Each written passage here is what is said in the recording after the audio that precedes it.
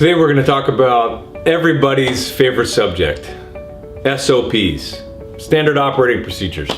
Yeah, if your face lit up like mine when I brought that up, no, we're kindred souls.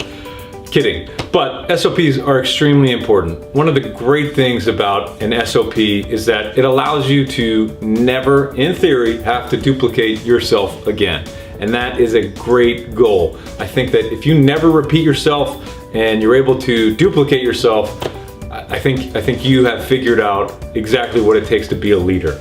Training someone to do something the exact way you would like to have it done, I think that is probably step number one of becoming a great leader.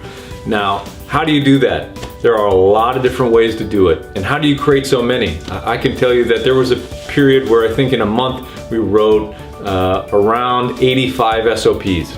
A lot of work, a lot of different trades were involved. How did we do it? Well, during one of the pre-shifts, what we did was I handed out sticky notes to everybody. And on those sticky notes, they were all blank, of course. And I said, throughout the day, I need each one of you to go through, and whenever you come up with a repeatable process, I need you to come back to the office, write down the task you did, and we put a designated spot in the shop on the wall. And I said, I need you to put that and start a new column. And of course, these were items that didn't necessarily occur through our management system, so our maintenance management system, so nothing that was ticketed or easily trackable. I'm talking about the kind of non-essentials that, let's say you have your team member that is designated to go on a specific project for you, and in between point A and point B, an individual comes up to them, interrupts them, and says, hey, before you go do that, I'm having an issue with something in my area, right? How often does that happen?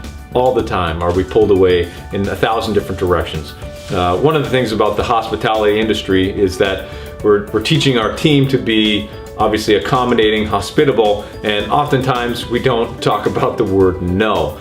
And it's even spoken, it's never spoken with guests, of course, but it's spoken even less with a lot of different departments. So as a result, what ends up happening is, as one of your technicians is going from point A to project, they will be intercepted by someone else with a small detail. Point is, we would take that, say, okay, while I was walking to project X, so-and-so stopped me to have me work on whatever it was. Put that on the wall. So we did that for about 10 days, and at the end of the 10 days, we saw what columns built up, and we were able to go through and say, okay, great, these are things that happen often. They happen enough to where on different shifts from different people, different trades, that we should probably look at developing some SOPs.